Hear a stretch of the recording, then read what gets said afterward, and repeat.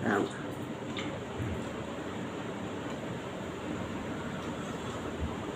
बंदहु गुरुपद कंज कृपा सिंधु नर रूप हरि, महामोहितम कुंज जासु वचन रवि कर निकर। रामदास।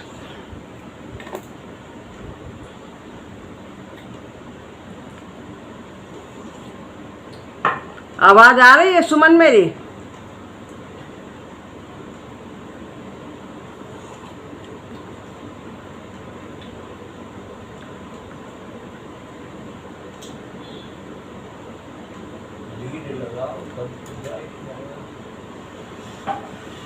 आवाज आ रही है मेरी? कुसुम आवाज आ रही?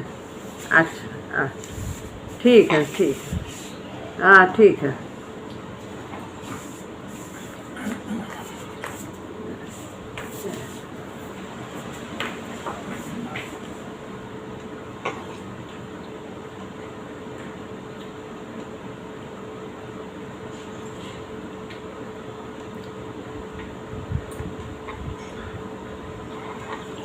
श्री राम राम। आज हम लोग नया चैप्टर शुरू करते हैं, आध्यात्मिक साधन भाग 1 का। महाराज जी अनुभूतियों के बारे में कुछ हम लोगों को बातें बताना चाहते हैं, तो हम वो पढ़ते हैं और उसको समझने की चेष्टा करेंगे।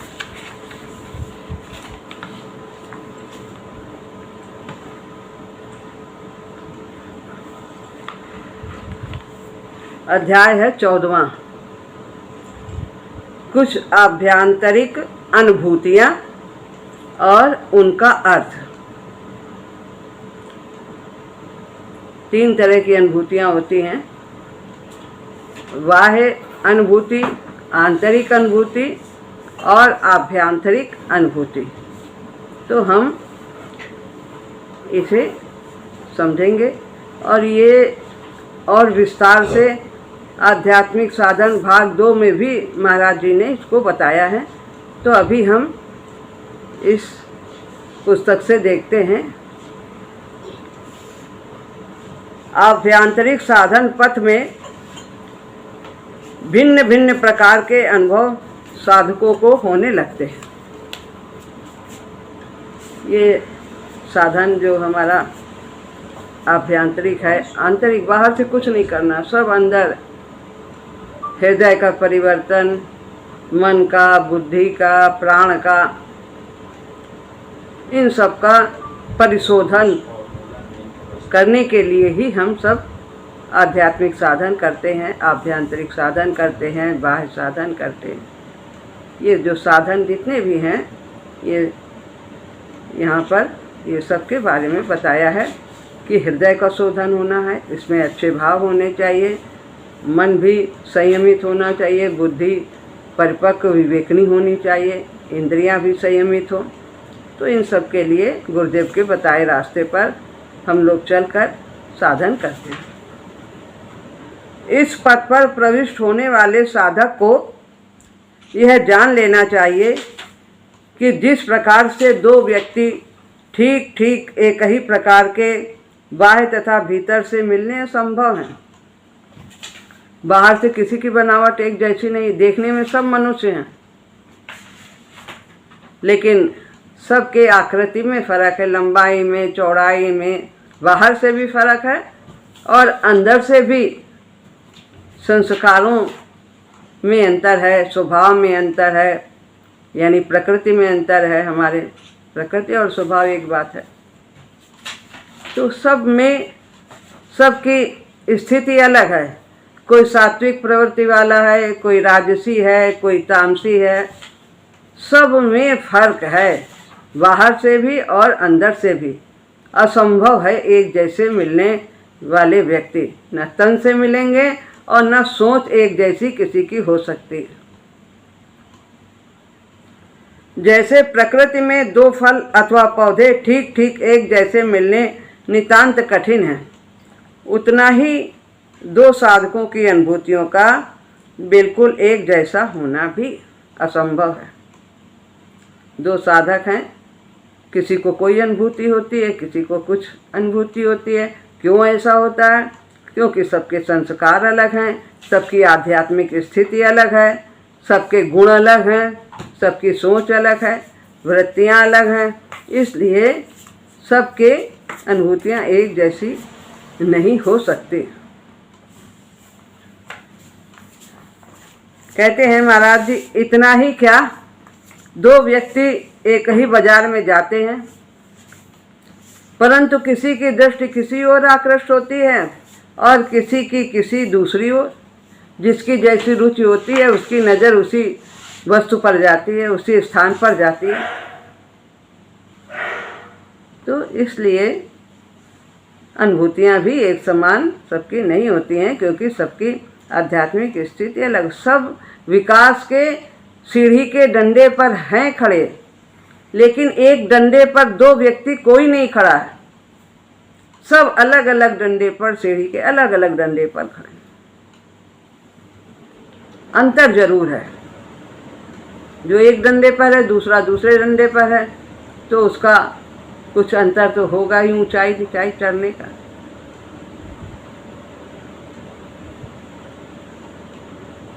इसी तरह से एक ही क्षेत्र में से गुजरने पर भी साधकों की अनुभूतियाँ विभिन्न होती हैं। एक ही रास्ते पर चल रहे हैं, भक्ति मार्ग पर चल रहे हैं,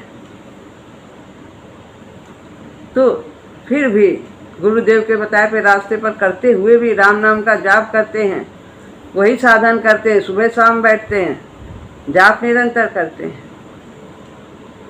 लेकिन दोनों की अनुभूतियाँ एक जैसी समान नहीं हो सकती।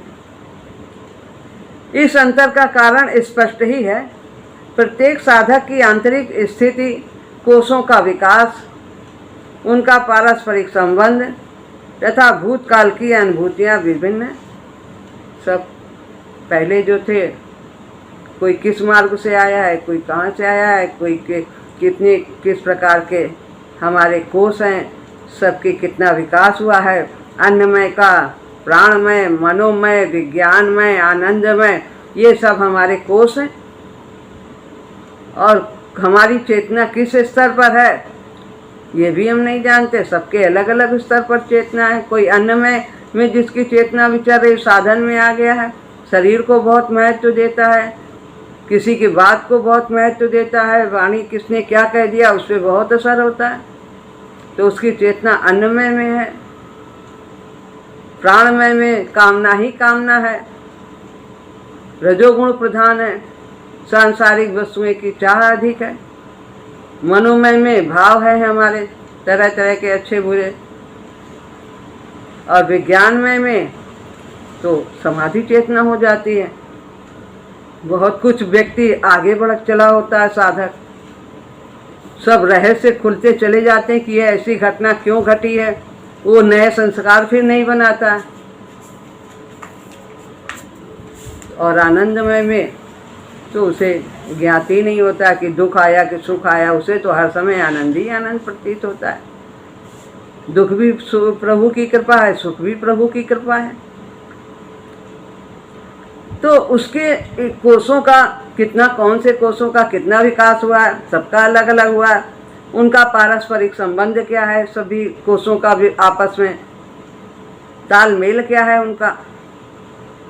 बताया था कि महाशक्ति विकास करती है, पहले स्पंदन तीव्र होते हैं, फिर हमारा सब ये जो कोष हैं इन सब केंद्रों का विकास होता है, और फिर आपस में ये सब संगठित हो जाते हैं, एकजुट हो जाते हैं और आत्मा के कार्य में सहयोग देते हैं। जैसे उंगली का उदाहरण बताया था, ये अलग अलग तो इतनी ताकत नहीं है एक एक उंगली में, लेकिन जब ये मुट्ठी बन जाती है तो विशेष ताकत आ जाए। तो वो सारे जो यंत्र, जो साधन, जो अभी गीता में बताए थे 13 साधन, 10 इंद्रियां हैं और मन बुद्धि अहंकार, सब एक दिश हो जाते हैं, संगठित हो जाते हैं, आत्मा के कार्य में सहयोग देते हैं। आत्मा जो चाहती है जिस चीज़ की तृप्ति, उसमें वो सहयोग देते हैं संगठित होकर। तो सबके अलग अलग कोषों का कितना विकास हुआ है, कितने उनके पहले जन्म के किस प्रकार की भावनाएं थी, किस प्रकार के कर्म थे, सभी के अलग अलग, इसलिए सबकी अनुभूतियाँ अलग अलग होती हैं।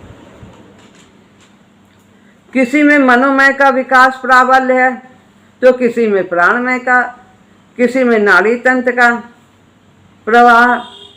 नाड़ी तंत्र जैसा अभी शिव कुमार ने अनुकंपा नाड़ी और केंद्रीय नाड़ी बताए, किसी में अनुकंपा नाड़ी अभी भगवान की कृपा पर ही वो आश्रित है। जैसे बच्चा होता है सब, या पशु आदि होते हैं, सब भगवान की कृपा की अनुकंपा के सहारे उनका विकास होता है। बच्चे में भी अभी ऐसा ही होता है कि बताया कि जो अगर जरा सा गर्म लगेगा तो वह उसको उससे दूर ही रहेगा, उसके पास नहीं जाएगा। एक बार जल जाएगा जरा सा तो दोबारा पीने में भी डरेगा। और अगर जो है चारपाई पे बैठा है, एक बार गिर गया तो दोबारा वो उधर झांकेगा नहीं, देखता है, समझ जाता है। कहाँ से आता है ज्ञान? प्रभु की कृपा। तो किसी में कौन सी नाड़ी का विकास हुआ है, अनुकंपा नाड़ी का कि केंद्रीय नाड़ी का? केंद्रीय नाड़ी में फिर थोड़ी समझ आ जाती है, थोड़ा सा कष्ट भी होता है कार्य करने में, तो भी वो उसको बर्दाश्त करता है, छोड़ नहीं देता एकदम से कि जल्ला छोड़ दिया, नुकसान हो जाए तो हो जाए, जितना सहन कर सकता करता है। किसी की नाड़ी शक्ति प्रवाह के मार्ग अधिक विशुद्ध हैं, बहुत साफ है नाड़ी शक्ति, उसमें महाशक्ति की क्रिया वेग से जाती है। और किसी के अशुद्ध हैं, अभी नहीं शुद्धि उतनी हुई है। और किसी के कम, किसी में किसी स्तर में शक्ति को अधिक क्रिया करने की आवश्यकता है और किसी में किसी अन्य स्तर में। तो महाशक्ति जानती है कि किस स्तर पर किसका विकास करना है, किसका मनोमय का विकास करना है, कहाँ पर ज़्यादा अशुद्धि है, कि प्राणमय में अशुद्धि है कि अन्नमय कोश में है। तो वो सबकी अलग अलग स्थितियाँ होती हैं और महाशक्ति उसी के अनुसार क्रिया करती है। संक्षेप में, जिन कारणों से व्यक्तियों में भेद होता है वो सभी कारण अनुभूति के भेद के भी कहे जा सकते हैं। यही कारण है कि सबकी अनुभूतियाँ अलग अलग होती हैं। किसी को प्रकाश के दर्शन होते हैं, किसी के शरीर में चींटी का सा रेंगता है, किसी का झुक जाता है, किसी को लाल प्रकाश दिखाई देता है, किसी को सफ़ेद प्रकाश दिखाई देता है, किसी को नीला दिखता है। इस तरह अलग अलग तमोगुणी, रजोगुणी और सतोगुणी जैसे जिसका स्वभाव होता है उसी के अनुसार उनकी अनुभूतियों पर उसका प्रभाव पड़ता है। इसलिए साधक को दूसरे की अनुभूतियों में निज अनुभूतियों का साम्य देखने का यत्न नहीं करना चाहिए कि तुम्हें ऐसा हुआ, हमको भी ऐसा होना चाहिए, तुम्हें ये दिखा, हमें भी चाहिए, गुरु भगवान ऐसा कर दो, क्या कर दो, उन्हें ऐसा हुआ, हम भी देखें, हमको भी अच्छा लगेगा, ऐसा ही हम। ऐसा नहीं, अनुभूतियों के लिए मांग नहीं करनी चाहिए। वो जब जैसा उचित समझते हैं बिना मांगे ही देते हैं, झोली भर देते हैं, जब जैसी आवश्यकता।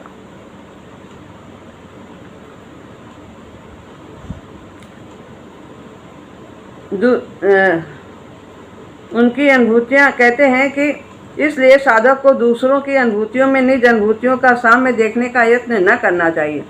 उनकी अनुभूतियाँ इसकी निजी अनुभूतियाँ होंगी, उनकी खुद की अनुभूति अपनी अनुभूति होगी, दूसरे की अलग होती है और एक की अलग है, दूसरे की अलग।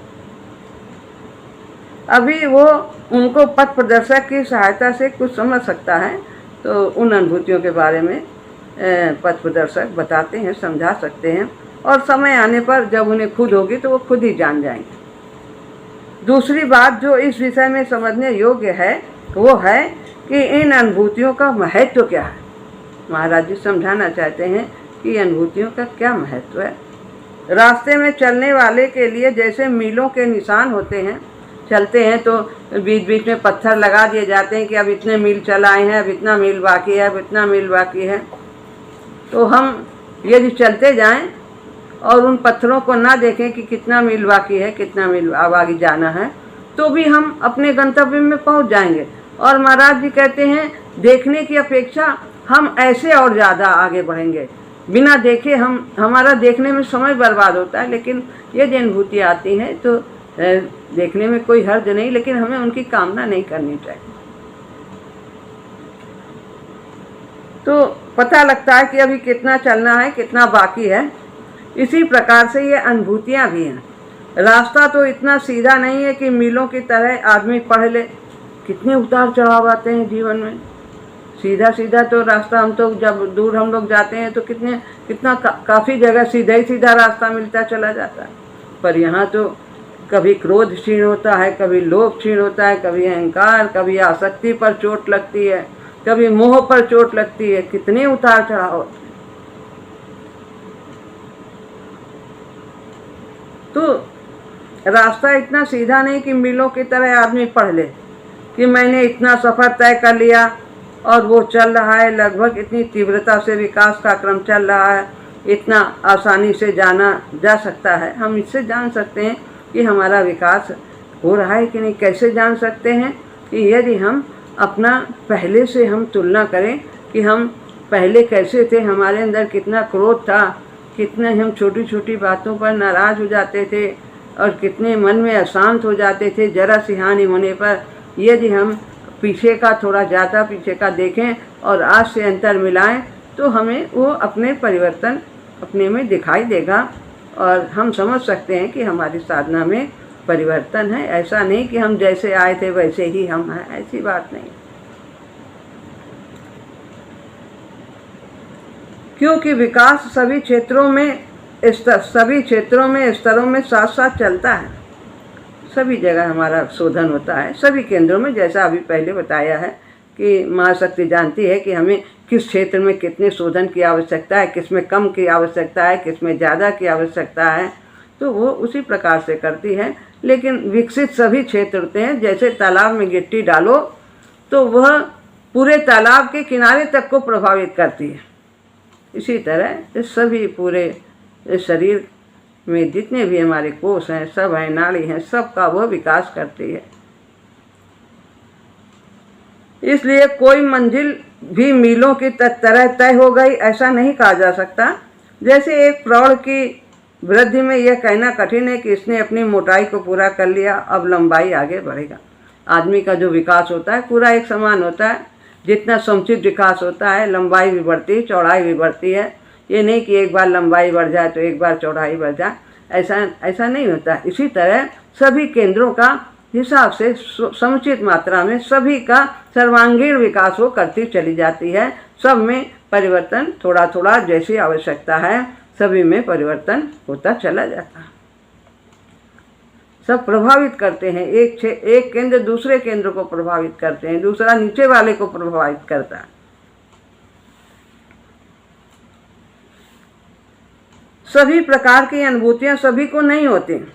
यह अभाव किसी कमी का सूचक नहीं है कि उसको ऐसा हुआ, इसको गुरुजी ऐसे देख गए दिखे, उनको ये कह गए, हमें ऐसा नहीं कहा, उन्हें हृदय से लगाया, हमें नहीं हृदय से लगाया। ऐसा सोचना नहीं है। सभी को सभी प्रकार की अनुभूतियाँ एक समान नहीं होती हैं ये हमारी कोई कमी नहीं प्रदर्शित करता है, दिखाता है कि हमारे अंदर कमी है, वो आगे है, वो पीछे है, ऐसा कुछ भी नहीं। व्यक्ति के निजी संस्थान पर निर्भर है कि उसको किस प्रकार की अनुभूतियाँ होंगी। अतः किसी विशेष प्रकार की अनुभूतियों के लिए इच्छा करनी महाशक्ति के स्वच्छंद कार्य में बाधा उपस्थित करना है। वो जो कार्य कर रही, क्रिया कर रही हमारे अंदर शोधन का कार्य, यदि हम अपनी इच्छा जताते हैं कि हमें भी ऐसा हो जाए, उसको ऐसा हुआ, हमें भी इस प्रकार की अनुभूति हो, तो महाशक्ति की जो स्वतंत्रता है, स्वच्छंदता है कार्य करने की हमारे अंदर, उसमें बाधा पहुंचती है। जो अनुभव साधक के लिए उचित होंगे वो बिना इच्छा किए हुए ही प्राप्त हो जाएंगे। इच्छा करने की ज़रूरत है। महाशक्ति समय समय पर जैसी ज़रूरत है वो सब कुछ करती चली जाएगी। हमने गत प्रकरण में शक्ति विकास की होने वाली प्रतीतियों को दो भागों में विभक्त किया है। जैसा कि हम पहले बता चुके हैं कि जो ये अनुभूतियाँ हैं, ये पहले की बाह्य है, फिर आंतरिक है, ये विकास हमारा, और फिर अभ्यंतरिक है। तो इसके लिए हम कैसे जानेंगे कौन सा हमारा क्या विकास, कहाँ से ये स्थिति हो रही है। तो पहली अनुभूति बताई है कि चैतन्य प्रधान अनुभूति और दूसरी है शक्ति प्रधान अनुभूति। और फिर एक और है, उसके अलावा अन्य अनुभूतियाँ भी होती हैं। तो चैतन्य प्रधान अनुभूति ये सब में होनी चाहिए, और वो है शांति का प्रसरण, आनंद का प्रसरण, साक्षी भाव। ये उच्च अनुभूतियाँ हैं हमारे अंदर। जब साधना उच्च स्तर पर पहुँचती है समर्पण की ओर, तो हमारे अंदर इस प्रकार की अवस्था आ जाती है। शांति, चारों ओर शांति छा जाती है, कहीं भी कोई अशांति का कारण नहीं दिखाई देता। ये नहीं शांति की कोई घर में नहीं है तो शांति आ गई। सब कुछ रहते हुए भी, हर परिस्थिति से गुजरते हुए भी अंतःकरण में शांति बनी रहती है, हलचल नहीं होती, न सुख में न दुख में। चैतन्य प्रधान अनुभूतियाँ अथवा चेतना संबंधी अनुभूति, और दूसरी शक्ति प्रधान अनुभूति, और तीसरी है अन्य प्रतीतियाँ। तो अब चैतन्य प्रधान अनुभूतियों के बारे में महाराज जी बताते हैं कि शांति का अवतरण तथा प्रसरण, हमारे अंदर शांति अवतरित होती है, शांति का साम्राज्य होता है, और वो प्रसरण भी होता है। हमारे रोम रोम से शांति की तरंगें निकलती हैं, और वातावरण में शांति का वातावरण भी बन जाता है। उसका प्रसरण करती हैं, उन तरंगों को फैलाती हैं। जो अशांत व्यक्ति है, यदि हमारे पास से गुजर जाता है तो उसको भी शांति मिलने लगती है। समीप बैठता है तो शांति हो उसको प्राप्त होती है। तो शांति का प्रसरण होता है, वो स्वयं शांति का केंद्र है, प्रकाश का स्तंभ है। तो प्रकाश के स्तंभ से जैसे प्रकाश फैलता है, ऐसे उसके शांति का अवतरण होने से उसके अंदर से शांति की किरणें फैलती है। आनंद का अवतरण, उसके अंदर आनंद की अवस्था रहती है। सुख दुख तो आते जाते हैं, लेकिन आनंद एक अकेला है। आनंद हमेशा बना रहता है, किसी भी अवस्था में हो व्यक्ति वो आनंदित ही रहता है। प्रसादे सर्व दुखा नाम हानि रस्योपजाति प्रसन्न चेतसो ह्यासु बुद्धि पर्यवतिष्ठ। प्रसन्नता की स्थिति रहती है। कौन प्रसन्न रहेगा? जो प्रभु पर निर्भर रहता। जितना हम प्रभु पर विश्वास करेंगे, निर्भर रहेंगे, उनके आश्रित रहेंगे, उनकी कृपा का अनुभव करेंगे, हम उतना ही आनंद की अवस्था में रहेंगे। वो हमारे परम हितैषी हैं, सब कुछ वो हमारे लिए करते हैं। जितना कुछ है हमारे जीवन में सब उन्हीं की कृपा है, और जो नहीं ठीक लग रहा है वो भी उनकी कृपा है। हम तो मन बुद्धि से नापते हैं, इंद्रियों से नापते हैं, इंद्रियों के सुख से नापते हैं कि क्या ठीक है क्या नहीं ठीक है। जिनसे इंद्रिय को सुख मिले वो अच्छा है। नहीं, भगवान तो हमारे हित की करते हैं, विकास की करते हैं। तथा ज्ञान की अलौकिक अलकें जो नए रहस्यों को पल भर में खोल देती हैं कि क्या है सत्य, सार क्या है, असार क्या है, मैं कौन हूँ, ये सब बोध उसको होने लगता है। ये चैतन्य प्रधान अनुभूतियाँ हैं, और ये साधना के परम उच्च अवस्था पे सबको प्राप्त होते हैं।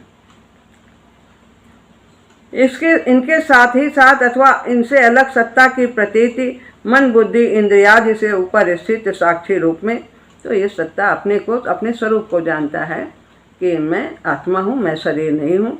वो परम सत्ता के स्वरूप की प्रतीति करता है कि अपने स्वरूप को देखता है, और उसी साक्षी भाव में रहता है कि मैं दृष्टा हूँ, मैं देखने वाला हूँ, मैं कुछ करने वाला नहीं।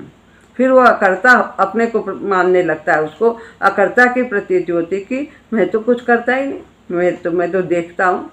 जैसे प्रभु सब कुछ देखते हैं और सब कुछ देखते हैं और सब कुछ होता भी रहता है। कौन करता है? माया करती है, सब माया के द्वारा होता है, और माया उनकी शक्ति है। तो इस प्रकार शक्ति शक्तिमान से अलग नहीं है। सहस्रार्थ के गतिशील होने पर शांति तथा सत्ता वाली प्रतीति का आरंभ होता है।